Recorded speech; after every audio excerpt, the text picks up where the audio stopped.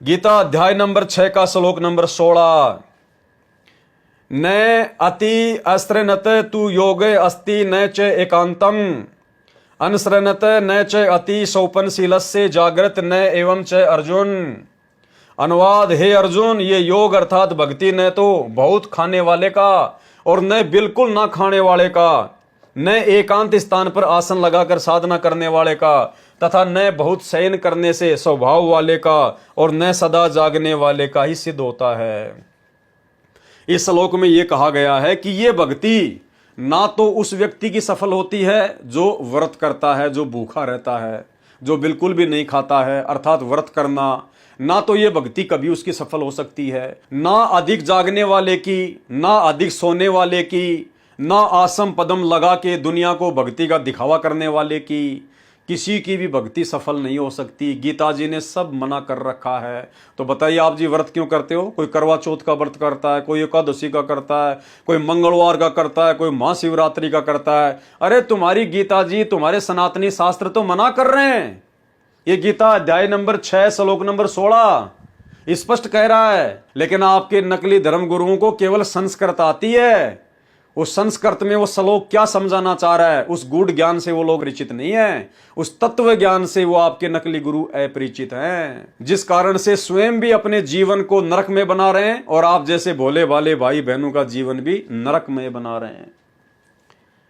हे अर्जुन, ये योग अर्थात भक्ति न तो बहुत खाने वाले का और न बिल्कुल न खाने वाले का। बिल्कुल न खाना यानी व्रत करना, न एकांत स्थान पर आसन लगाकर साधना करने वाले का, तथा न बहुत शयन करने के स्वभाव वाले का और न सदा जागने वाले का ही सिद्ध होता है। पूजे देई धाम को शीस अलावे जो, गरीबदास साची कहे हद काफिर हैं सो। क्या कह रहे हैं आदरणीय गरीबदास जी? पूजे देवी धाम को शीस अलावे जो लोग देवी देवताओं की पूजा करते हैं, इन नकली संतों के सत्संगों में जाते हैं, पूजे देवी धाम को शीश हलावे जो, और जो ढोलक पेटी की आवाज पे यूं करते रहते हैं, आहा आनंद आ गया, अरे वाह वाह क्या भजन कहा। कहते हैं पूजे देवी धाम को, जो इन आधे अधूरे देवी देवताओं की पूजा करते हैं, भक्ति करते हैं, और जो उनके आधे अधूरे ज्ञान के ऊपर अपनी गर्दन हिलाते हैं, तालियां पीटते हैं। पूजे देवी धाम को शीश हलावे जो, गरीबदास साची कहें हद काफिर हैं सो। वो तो काफिर हैं, काफिर। उनको तो भगवान की परिभाषा का भी नहीं पता, भक्ति की परिभाषा का भी नहीं पता, अपने जीवन को बर्बाद कर रहे हैं ऐसे लोग। कबीर गंगा काठे घर करे, पीवे निर्मल नीर, मुक्ति नहीं हरि नाम बिन। सतगुरु कहें कबीर। भाई जब तक आप सच्चे सतगुरु की शरण में नहीं आ जाते हैं, और वर्तमान में सच्चा सतगुरु पूरी धरती पर केवल एक ही है, सतगुरु रामपाल जी, जब तक आप इनसे उपदेश लेकर भक्ति नहीं करते हैं, इसके बजाय आप चाहे कबीर गंगा काठे घर करे, आप चाहे गंगा जी के किनारे पर चाहे अपनी कोठी बना के और चाहे कितनी भक्ति कर लो, और पीवे निर्मल नीर, और चाहे गंगा जी का पूरे जीवन कितना ही वो मीठा मीठा पानी पी लो, मुक्ति नहीं हरि नाम बिना। और वो हरि नाम केवल वर्तमान में संत रामपाल जी के पास में है, वो सच्चा नाम सतनाम। सतगुरु कहें कबीर, ये खुद ही कबीर परमात्मा है जो आपको सच्ची बात बता रहे हैं। कबीर तीर्थ कर कर जगमुआ, यानी तीर्थों पे जा जाके दुनिया मर गई। कोई कावड़ ले जाते समय मरता है, कोई आते समय मरता है, कोई कावड़ लाके तीर्थों पर जा जाके भी, इतना दान पुण्य करके भी हॉस्पिटलों में बीमारी से सड़ सड़ के मरता है, कोई एक्सीडेंट में मरता है, कोई लड़ाई झगड़ों में मरता है। किसी को भक्ति का कोई फायदा नहीं। गरीब तीर्थ कर कर जगमुआ, ऊड़े पानी नहाए, राम ही नाम ना जपया, काल घसीटे जाए। उन्होंने सच्चे राम का नाम नहीं जपा, उनको तो काल घसीट के ले गया, चाहे एक्सीडेंट में, चाहे बीमारी में, चाहे जैसे भी। राम ही नाम ना जपया, काल घसीटे जाए। अब ये राम कौन है? ये राम जो शब्द है यहां, ये आपके दशरथ पुत्र श्री रामचंद्र जी का नाम नहीं है राम। ये राम नाम तो रामचंद्र जी के जन्म से पहले भी महर्षि वाल्मीकि जपा करते थे। सतयुग में भी लोग राम नाम की साधना किया करते थे। कहते हैं राम राम सब जगत बखाने, यानी त्रेता युग में जन्मे दशरथ पुत्र श्री रामचंद्र जी को तो हर कोई जानता है, लेकिन कहते हैं राम राम सब जगत बखाने, पर आदि राम कोई बिरला जाने। उस राम का भी राम, राम परमात्मा का उपमात्मक नाम है। राम उस पूर्ण परमात्मा कबीर साहिब की पदवी का नाम है। ये शक्ति बोधक नाम है राम। तो उस राम के नाम बिना, जो राम का नाम वर्तमान में इस धरती पर संत रामपाल जी के पास है, वो शतनाम, वो सारनाम केवल इनके पास है, वो असली राम का नाम है। उस राम के नाम के बिना चाहे गंगा जी के किनारे जाके महल बना के रहने लग जाना, सुबह शाम गंगा जी का पानी पी लेना, 1% भी फायदा नहीं है। 1% भी 84 लाख योनियों में जाने से नहीं बच सकते, गधे कुत्ते सुअर बनने से नहीं बच सकते, काल घसीट के लेके जाएगा। गरीब पीतल ही का थाल है, पीतल ही का लोटा, ये मंदिरों में ये पीतल की थाल लेके जाएंगे, पीतल का पानी का लोटा लेके जाएंगे, मूर्ति पे चढ़ाएंगे, जड़ पे। गरीब पीतल ही का थाल है, पीतल ही का लोटा, जड़ मूर्त को पूजते आवेगा टोटा। उस जड़ को पूजने से, वो पत्थरों की, चांदी की, सोने की, धातु की, वो देवी देवताओं की मूर्तियां पूजने से अंत में घर में टोटा ही आएगा, नुकसान ही होगा, किसी प्रकार का कोई फायदा नहीं मिलने वाला। वो जड़ है, वो मुर्दा है, वो बेजुबान है, वो ना तुम्हारा कोई शंका का समाधान कर सकती, ना तुम्हें वो जड़, वो मूर्त, वो मूर्ति ना तुम्हें कोई उचित कोई सलाह दे सकती है। अरे ये पत्थरों की मूर्तियां पूजने से, मंदिरों में जाने से अच्छा है किसी जिंदा संत के पास जाइए, किसी सतगुरु के पास जाइए, कम से कम बैठ के 2 बातें ज्ञान की तो समझाएगा। वो पत्थर की मूर्ति के ऊपर दूध डालने से, प्रसाद चढ़ाने से कुछ नहीं मिलने वाला। जड़ मूर्त को पूजते आवेगा टोटा। गरीब पीतल चमचा पूजिए जो थाल परोस है। अरे भैया, वो पीतल की मूर्ति पूजने से अच्छा है पीतल के चमचे की पूजा कर लो। वो पीतल का चमचा, क्योंकि पहले के समय में ये पीतल के हुआ करते थे, आजकल ये स्टील के चल गए, लोहे के चल गए, इसलिए यहां पर पीतल का नाम लिया गया है। तो वो जो चम्मच होती है, जो चमचा होता है, इन तुम्हारी देवी देवताओं की मूर्तियों से अच्छा तो उस चमचे की पूजा कर लो, जो कम से कम दाल परोसने के काम होता है, चावल परोसने के काम आता है, और वो मूर्ति वो किसी काम की नहीं।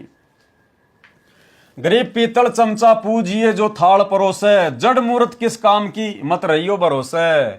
उस पत्थर की मूर्ति के भरोसे मत रहना, मुक्ति नहीं है। कबीर पर्वत पर्वत में फिरया, कारण अपने राम, राम सरीखे जन मिले, जिन सारे सब काम। नंबर 4, चौथा नियम क्या है सतगुरु रामपाल जी परमेश्वर जी की भक्ति का? यदि भक्ति सफल करनी है तो, यदि जन्म मरण का रोग समाप्त करवाना है तो, इनके प्रत्येक नियम को पत्थर की लकीर समझना पड़ेगा। जरा सी भी गफलतबाजी यदि आपने किसी भगत भाई के चक्कर में आके, या सतगुरु के कलयुगी बेटा बेटी भाई बंधु रिश्तेदारों के चक्कर में आके, या कोऑर्डिनेटरों की मनमानियों का शिकार होके यदि आपने जरा भी त्रुटि कर दी, किसी भी प्रकार की लोक लाज में आके, दबाव में आके, उसी दिन आपका कनेक्शन कट जाएगा, आगे भक्ति का कोई लाभ नहीं होगा। तो चौथा नियम क्या है भक्ति सफल करने के लिए? पितर पूजा निषेध है। पितर पूजा, मरने के बाद में श्राद्ध निकालना, समाधि वगैरह बनाना, ये होती है पितर पूजा। ये पितर पूजा नहीं करनी। गंगा जी में अस्थियां डाल के आना, ये पितर पूजा हमने नहीं करनी है। क्योंकि जो व्यक्ति सत भक्ति करेगा वो पितर बनेगा ही नहीं, वो भूत बनेगा ही नहीं। जो व्यक्ति संत रामपाल जी से उपदेश लेके सत भक्ति करेगा उसको पितर बनना ही नहीं है, ना उसको 84 लाख योनियों में जाना, वो तो सीधा सतलोक जाएगा, मोक्ष प्राप्त करेगा। तो फिर किस लिए हम लोग पितृ पूजा करेंगे? और जो व्यक्ति संत रामपाल जी के शरण में आ गया तो संत रामपाल जी का वचन है कि उसकी 7 पीढ़ियों तक का वे उद्धार करेंगे।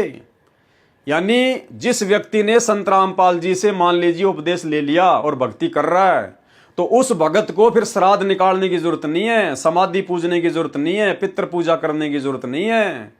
क्योंकि इनकी शरण में आते ही आपकी आगे की 101 पीढ़ियां तो पार होंगी ही होंगी।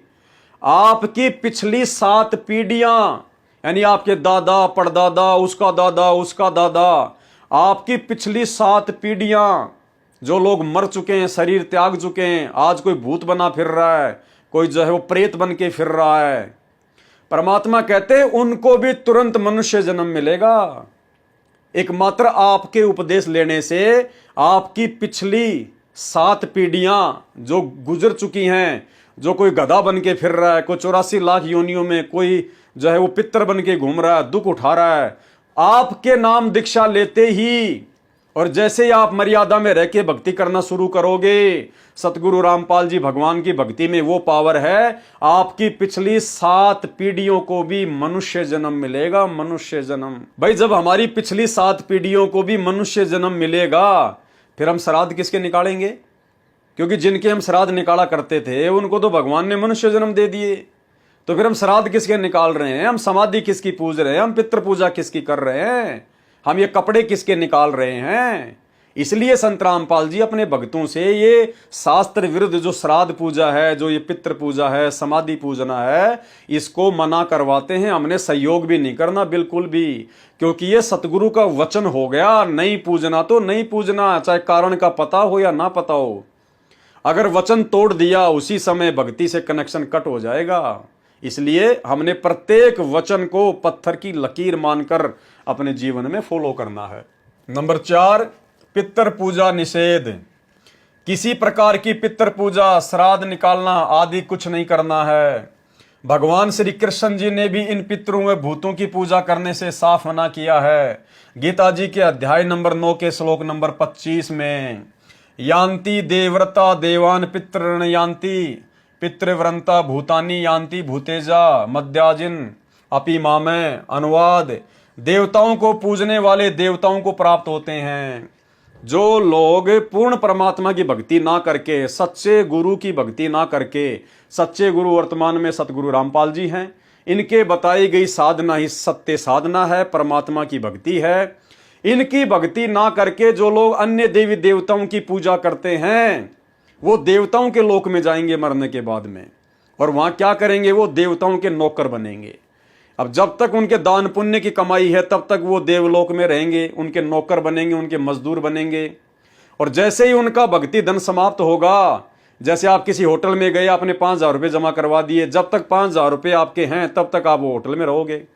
जैसे ही आपके 5,000 रुपये खत्म, आपको रिसेप्शनिस्ट बता देगा, भैया आपके पैसे खत्म हो गए, या तो होटल खाली करो, होटल में रहना है तो और पैसे जमा करो। तो इसी प्रकार जैसे ही आपका भक्ति धन समाप्त होगा उन लोकों में, तुरंत आपको वहां से निकाल दिया जाएगा। फिर आप जी अन्य योनियों में गधे कुत्ते सुअर नरक भोगोगे फिर, क्योंकि आपने जो अच्छे कर्म किए, जो दान पुण्य किए, उसके प्रतिफल में तो आपको देवलोक मिल गया। 1000 2000 साल या 100 साल जैसा भी आपका दान पुण्य था, आपने वहां पे उनके नौकर बनकर अपना खा लिया, खर्च कर लिया। उसके बाद बच गए आपके पाप कर्म। अब पाप कर्म तो आपने जबरदस्त कर रखे हैं, क्योंकि पुण्य तो यहां पर बनते ही नहीं है। पुण्य तो यहां पर सतगुरु की शरण में आए बिना बनते ही नहीं है, और पाप कर्म करते हैं रोजाना लाखों। फिर आपको नरक ज्यादा भोगना पड़ेगा, 84 लाख योनियों का कष्ट आपको अधिक भोगना पड़ेगा। तो जो लोग देवी देवताओं की पूजा करते हैं वो देवी देवताओं के लोक में जाएंगे, उनके नौकर बनेंगे। पितरों को पूजने वाले पितरों को प्राप्त होंगे, यानी जो लोग श्राद्ध निकालते हैं, जो पितृ पूजा करते हैं, मरने के बाद में वो भी प्रेत बनेंगे, भूत बनेंगे। भूतों को पूजने वाले भूतों को प्राप्त होंगे, वो भूत बनेंगे। और मता अनुसार पूजन करने वाले, यानी जो ब्रह्म है, जो गीता का ज्ञान दे रहा है, जो काल है, जो श्री कृष्ण जी के अंदर प्रवेश करके ज्ञान दे रहा है, वो कहते हैं कि मेरे अनुसार पूजन करने वाले, ओम नाम की साधना करने वाले भगत मुझे ही प्राप्त होते हैं। वो थोड़े दिन के लिए वो ब्रह्मलोक में चले जाएंगे ओम नाम की साधना करके। जैसे ओम नाम की कमाई दान पुण्य खत्म होंगे, फिर उनको 84 में डाल दिया जाएगा, गधे कुत्ते सुअर बना दिया जाएगा। ये है गीता जी की सर्वश्रेष्ठ साधना। बंदी छोड़ गरीबदास जी महाराज और कबीर साहिब जी महाराज भी कहते हैं, गरीब भूत रमे सो भूत है, जो भूतों की पूजा करते हैं वो भूत बनेंगे। देव रमे सो देव, जो देवी देवताओं की पूजा करेंगे वो उनके लोक में देवी देवता बन जाएंगे, नौकर बन जाएंगे। राम रमे सो राम है, और जो पूर्ण सतगुरु की भक्ति करता है वही असली राम को प्राप्त होता है। सुनो सकल सुरभेव, आपको सारा ज्ञान बता दिया जा रहा है। इसलिए उस पूर्ण परमात्मा कबीर परमेश्वर की भक्ति करो, जिससे पूर्ण मुक्ति होवे। वह परमात्मा पूर्ण ब्रह्म सत्य पुरुष कबीर है। इसी का प्रमाण गीता जी के अध्याय नंबर 18 के श्लोक नंबर 46 में है। अनुवाद, जिस परमेश्वर से संपूर्ण प्राणियों की उत्पत्ति हुई है और जिससे ये समस्त जगत व्याप्त है, उस परमेश्वर की अपने स्वाभाविक कर्मों द्वारा पूजा करके मनुष्य परम सिद्धि को प्राप्त हो जाता है। गीता अध्याय नंबर 18 श्लोक नंबर 62। तमेव शरणम गच्छ सर्व भावेन भारत तत्प्रसादात् शांति स्थानम प्राप्स्यसि शाश्वतम। कबीर इस संसार को समझाऊं कै बार, पूंछ पकड़े जो भेड़ की उतरा चावे पार। कि ये संसार जो नकली साधु संतों के ऊपर आश्रित होकर शास्त्र विरुद्ध साधना को पकड़ के बैठा है, कहते इनको कैसे समझाऊं, कितनी बार समझाऊं। ये तो सागर को, समुद्र को, दरिया को और भेड़ की पूंछ पकड़ के पार होना चाहते हैं। भेड़ की पूंछ पकड़ के कभी भी समुद्र पार नहीं किया जा सकता। उसके लिए तो नौका चाहिए, जबरदस्त मोटर वाली, और वो जबरदस्त मोटर वाली नौका, नाव केवल सतगुरु की भक्ति है। नंबर 5, नियम नंबर 5, गुरु आज्ञा का पालन। गुरुदेव जी की आज्ञा के बिना घर में किसी भी प्रकार का धार्मिक अनुष्ठान नहीं करवाना है। जैसे बंदी छोड़ अपनी वाणी में कहते हैं, गुरु बिन यज्ञ हवन जो करही, मिथ्या होए कबू न फल ही। कबीर गुरु बिन माला फेरते, गुरु बिन देते दान, गुरु बिन दोनों निष्फल है चाहे पूछो वेद पुराण। अपने गुरुदेव भगवान की आज्ञा के बिना जब आपको गुरुदेव भगवान की शरण प्राप्त हो जाती है, उसके बाद उनकी आज्ञा के बिना आपने कोई भी धार्मिक अनुष्ठान अपने घर पर नहीं करवाना है। आपने केवल अपने गुरुजी से आज्ञा लेकर और गुरु के रहते सहते आश्रम में ही करवाना होता है। अब वर्तमान में हमारे गुरुजी आश्रम में है नहीं, हमारे गुरुजी वर्तमान में हिसार की जेल में बैठे हैं। तो वर्तमान में बिना गुरु की आज्ञा के ना ही तो हमने घर पर कोई धार्मिक अनुष्ठान करवाना है, यानी हमने किसी भी भगत से अपने घर पर कोई पाठ प्रकाश नहीं करवाना है, और ना अपने गुरुजी की गैर हाजिरी में हमने आश्रमों में जाकर कोई पाठ करवाना है। लेकिन वर्तमान में संत रामपाल जी की 90% संगत बहुत बड़ा धोखा खा रही है। गुरुजी का ये वचन है, ये नियम है। नियम नंबर 5 ध्यान से पढ़ लीजिए।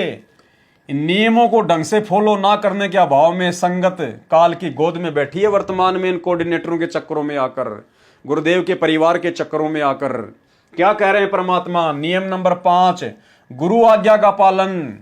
और गुरुजी का एक छोटा सा आपको सत्संग सुनाता हूं। गुरुजी ने स्पष्ट कर रखा है कि पाठ करवाने से पहले पाठ प्रकाश जो इन आश्रमों में 21-21 हजार रुपए में किया जाता है, जो पाठ प्रकाश सतलोक आश्रम बरवाड़ा में बरवाला कांड से पहले मात्र 7,000 रुपए में किया जाता था, आज वही पाठ प्रकाश गुरुदेव के परिवार ने काल प्रेरणा से धार्मिक धंधे के लिए 21,000 रुपए का कर दिया है।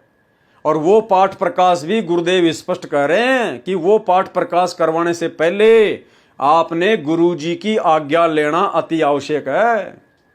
अब बताइए, गुरुजी बैठे हिसार जेल में, लाखों करोड़ों लोगों ने पाठ करवा दिए। कितने लोग जाके आए गुरुजी के पास जेल में? कितने लोग हिसार जेल में जाकर अपने गुरुजी से आज्ञा लेकर आए कि गुरुजी पाठ करवाऊं या नहीं करवाऊं? गुरु बिन माला फेरते, गुरु बिन देते दान, गुरु बिन दोनों निष्फल है चाहे पूछो वेद पुराण। तुम्हारा गुरु तो हिसार जेल में बैठा है और तुम दान दे रहे हो इन आश्रमों में, तुम दान दे रहे हो गुरुजी के परिवार को, इन कोऑर्डिनेटरों को। यही तो है मूर्खता, इसी को तो कहते हैं काल प्रेरणा। अरे काल खुद प्रकट नहीं होता भक्तों को भ्रमित करने के लिए, वो अपने एजेंटों के माध्यम से भ्रमित करवाता है। और इस समय काल के मुख्य एजेंट गुरुजी के परिवार वाले बने हुए हैं, ये बड़े बड़े दिखाई देने वाले भगत बने हुए हैं, ये बड़े बड़े स्टेट कोऑर्डिनेटर बने हुए हैं, जो आप सबकी मर्यादा तुड़वा चुके हैं। आप में से कितने लोग हैं जो हिसार जेल में जाकर अपने गुरुजी से आमने सामने आज्ञा लेके आए हैं? यही तो काल प्रेरणा है। तो नियम है भैया, फॉलो नहीं करोगे तो भुगतना पड़ेगा, आज नहीं तो कल। गुरु आज्ञा का पालन। गुरुदेव की आज्ञा के बिना घर में किसी भी प्रकार का धार्मिक अनुष्ठान नहीं करवाना है। जैसे बंदी छोड़ अपनी वाणी में कहते हैं, गुरु बिन यज्ञ हवन जो करही, मिथ्या होए कबू न फल ही।